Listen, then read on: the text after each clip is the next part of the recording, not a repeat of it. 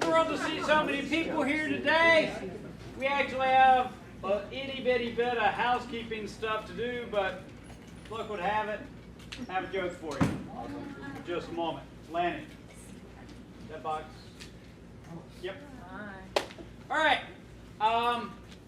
My dad passed away a few years back, and he went to the doc, and the doc said, doc, he had a examination, and the doc came in with a really stern look on his face. And my dad said, "Oh my gosh, it's bad news. It's bad news, isn't it?" He said, "Yeah, it's bad news." Well, okay, well, how much longer do I have? And the doc said, 10. 10 what? 10 years? 10 months? 9. 8. 7. 6. That's not a true story. That is not a true story. And, well, my dad did pass away, but no, not a, that was actually a joke. This is actually one of my favorite lessons. Okay? We are going to do third seat and fourth seat openers. Okay? Now, let me explain why third seat openers are different than first seat openers. When I'm in first seat, what do I know about my partner's hand? Nothing. He hasn't had a chance to act. Now, when I'm in third seat, and if I've got 2 passes ahead of me, what do I know about my partner's hand? He didn't have an opening. He didn't have an opening hand. Okay, and the person on my right didn't have an opening hand. Okay.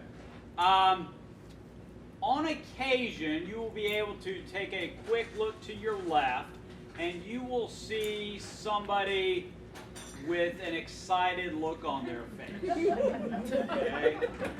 They may be moving their lips. If it's somebody who doesn't, they may be doing this and counting. If there's a big hand at the table and it's not in your hand, where is it? It's on the my left-hand opponent's. My left-hand opponent has it. So on occasion, I may want to bid when I otherwise might not, to make things more difficult for my left-hand opponent. Does that make some sense? Okay. Now, I have heard people say you should open all 10-point hands in third seat. And I really enjoy playing against those people. I especially enjoy playing against their partners. But I do have some guidelines for you on third seat openers. Okay, the first is you may, if it makes sense to, open a hand a scotch lighter than you would in first or second seat. Because first or second seat, we use the rule of 22. High card points, number of cards in my 2 longest suits, number of quick tricks, adds up to 22 or more, into the fray I go, otherwise I pass. Now in third seat, I might deviate from that a bit. So I've got a hand for you.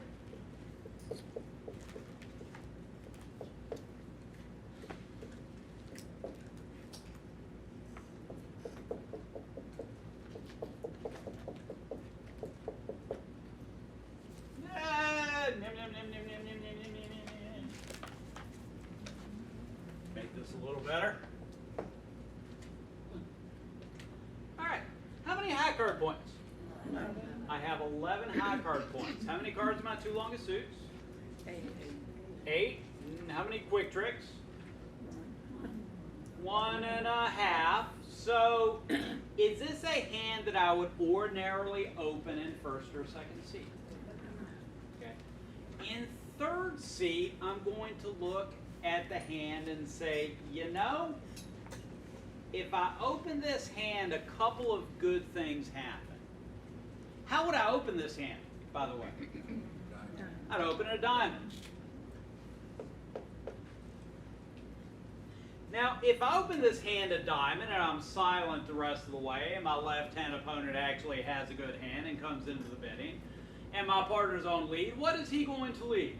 A diamond. Is that a good thing for us? That is a good thing for us. So if I have a really good lead director, I may put in a bid, even though I don't have an opening hand, a hand that I ordinarily would open, because I get my partner off to the right lead. Okay. Now second hand, and we'll come back to this one.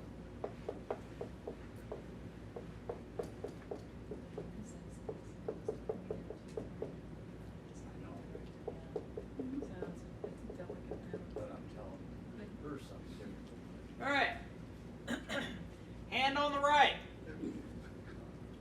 Okay, how do I ordinarily open this hand? Ordinarily, I'm 3-3 in the minors. I'm a big shape guy. I'm going to open this hand of club. Partner, I couldn't open a major, couldn't open no trump. My clubs are at least as long as my diamonds. Okay.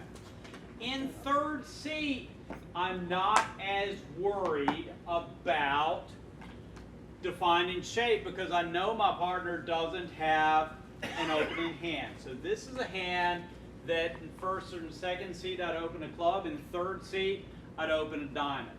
Same reason. Okay. I want my partner to get off to a diamond lead if he happens to be on lead. Does that make some sense? Now I have a third hand for you. And then we're going to talk about all these hands. Before you erase it, I have a question. I'm not erasing it, but go ahead and ask. You're the opponent. Yep. Your partner has bid a diamond, and the other team gets the contract. If he has the king, 10, 9, what is he going to lead? He has the king, the 10, and the 9, and I've led the suit. You have bid. I've bid the suit. Does he have a fourth? I would usually lead the 10, the top of an internal sequence, undiscussed. Otherwise, I'd lead fourth best if I had the opportunity. But from a king 10 9 8 or king 10 9 X sequence, I'd lead the 10 personally. Okay. It's called the top of an internal sequence. Also lead the 10 from 10 9 fourth as top of the sequence.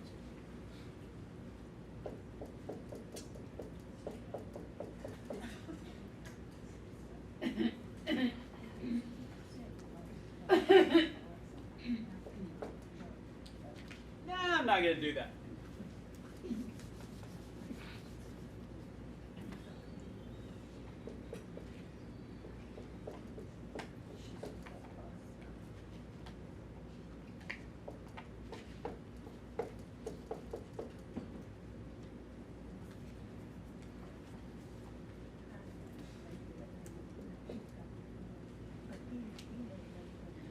All right, now I've got this fine hand.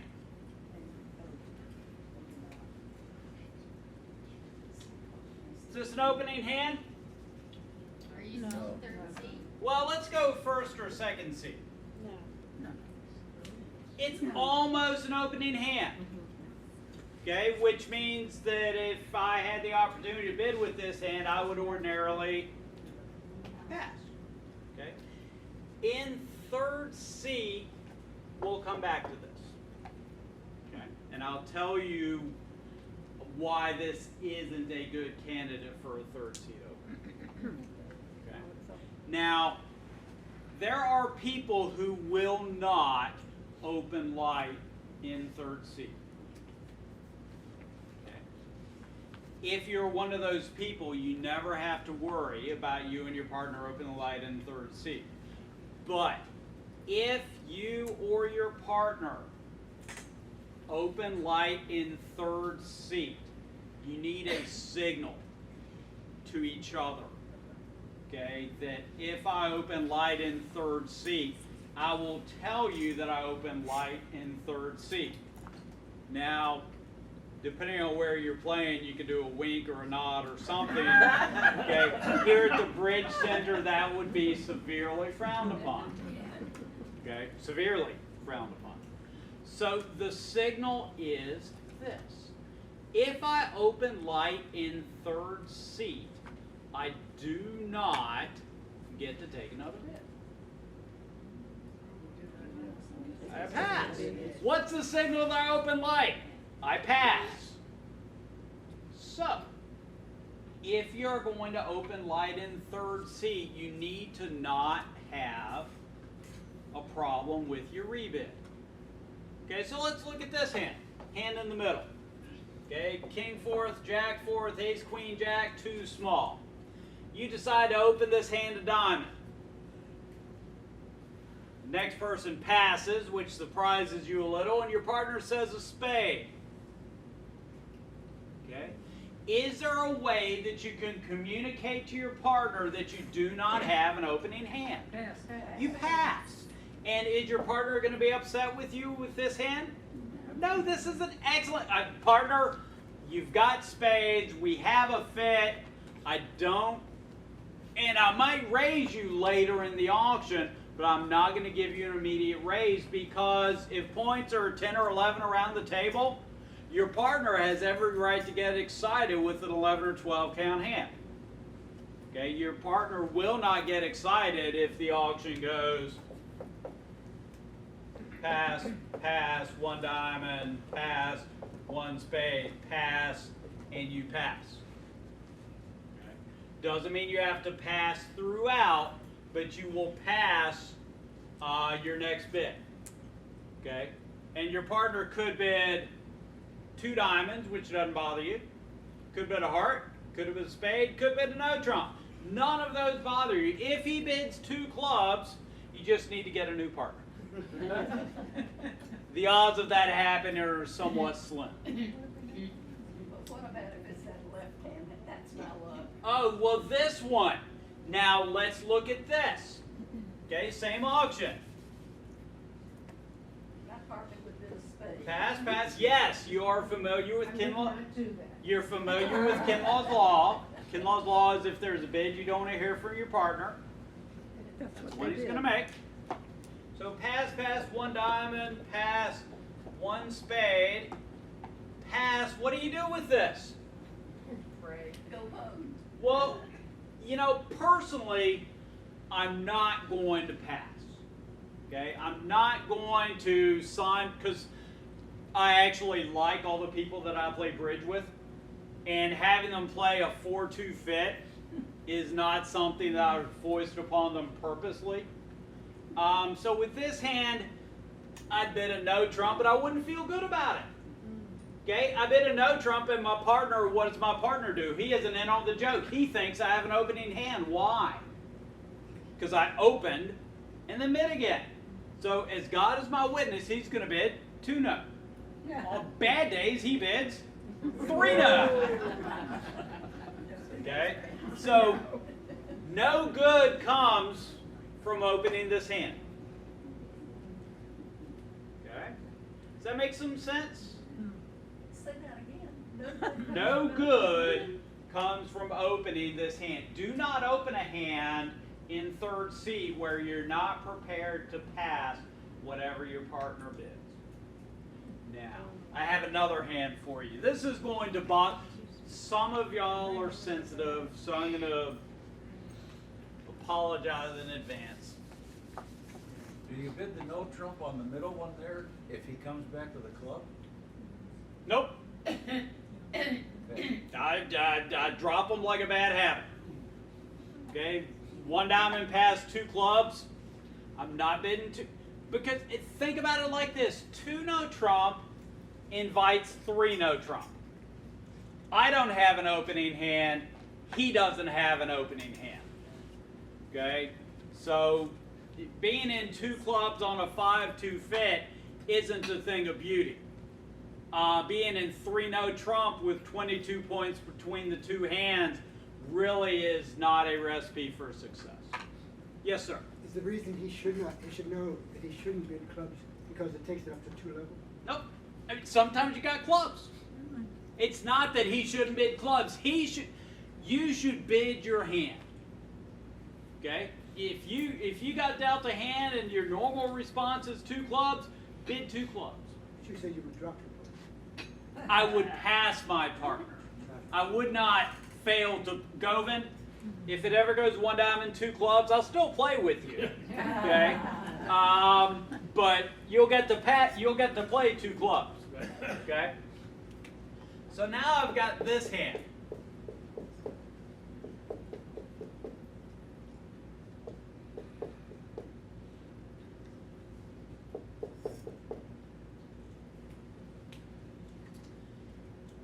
Hand on the right, is this an opening hand?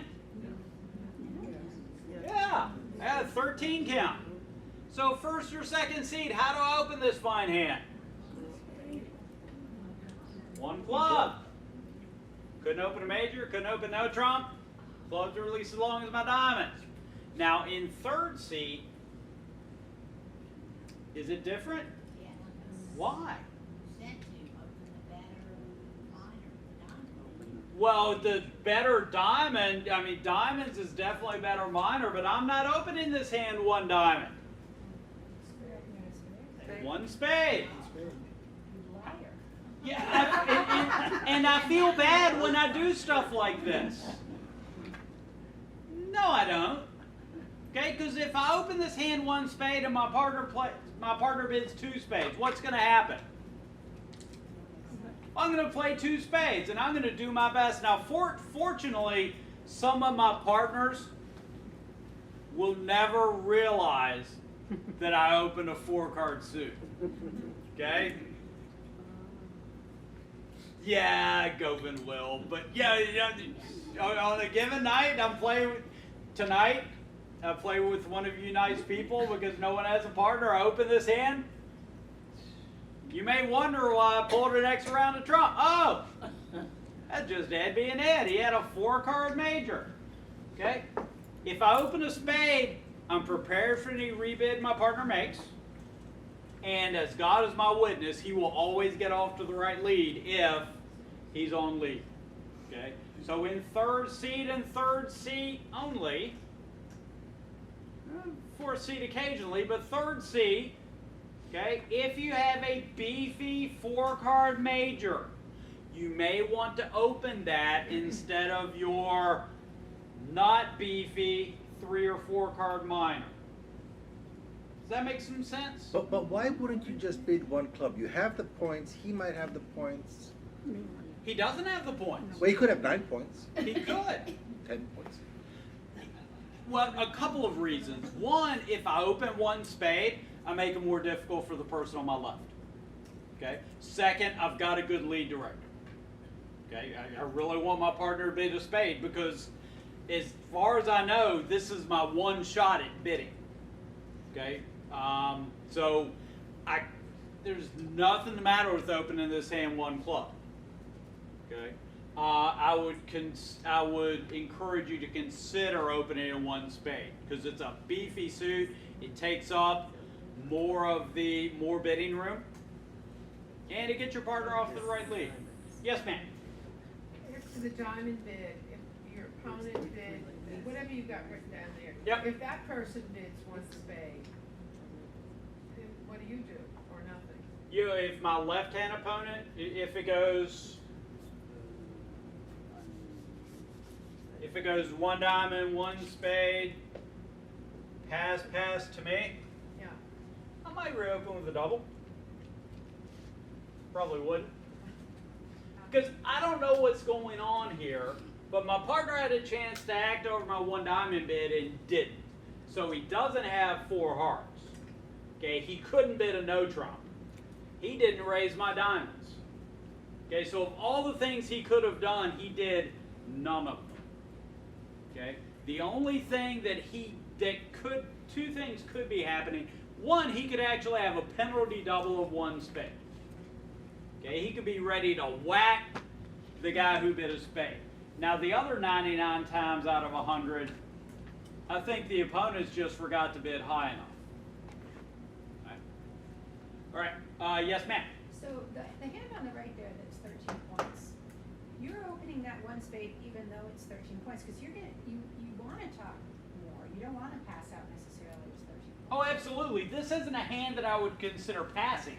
No, I'm not opening light. No, but I guess I would tend to open it a minor because I know I'm going to have a chance to mention my spades and I'm not worried about the level I'm going going to this. If I had 11 points, I see why you would do it. Okay. I guess I'm just not sure with the, you're saying because it's third seat, you think the points are kind of even? And In third seat, I'm more concerned about a good lead director than necessarily finding the right shape. And again, I've got a balanced hand. If my partner can raise spades, that's fine. If he bids a no trump, that's going to be fine too. Yes, sir. You're saying that hand in first seat, you would open. First seat, I'd open a club. But it's in third seat. we're gonna Third open. seat, I'd open a spade. All right, yes, ma'am. So for your partner to respond to your one spade, can you assume that he's got 4 spades in his hand? No, he could only have 3 because ordinarily when I open a spade, how many spades do I have? I've got 5, so he's going to raise me with 3. And if he's got 4, that would be better. All right, I have 3 minutes left to talk about 4-seat openers. That would be a problem for, lesser topics. But this is a really simple topic. The auction's gone pass, pass, pass to me. What happens if I pass? It gets passed out, and we get a non-negative, non-positive score. So we beat everybody who decided to open my hand and either went down or allowed the opponents to fulfill a contract. We lose to anybody who opened my hand and went positive, so either made a contract or set the opponents. Now, if you have an 11 or 12 count, are points likely split evenly around the table? Yep. If that's the case, both sides can usually fulfill a 2-level contract. If both sides can fulfill a 2-level contract, what suit do you want to be holding? Spades. So 4-seat opener is pretty darn simple. Okay? If you have a marginal opening hand, okay, you should use something called the rule of 15. The rule of 15 says add the number of high card points to the number of spades. And if it adds up to 15 or more, you want to open the auction. If it adds up to 15 or less, you want to pass. So if I have this hand, and I actually learned this lesson, I'm going to say the hard way.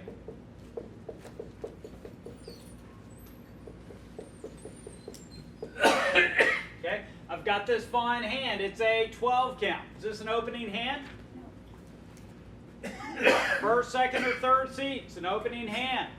4th seat, this is a hand that I just shuffle up and put back in the sleeve. Okay? It's an opening hand, but if I open this hand, do the opponents have spades? Yep. Usually. I mean, there's occasionally that I'll catch my partner with a 5-card spade suit, but otherwise the opponents have spades, will be in the auction, and we'll get to 2 spades. And we either have to bid to the 3 level or try to set them in 2 spades. Neither of which is likely to be a successful story. All right. I see that y'all have, yes. 2 spades in 4th seat, what does that mean? And yes, this is a lesson that I remember learning. Okay, one last thing. You have this hand.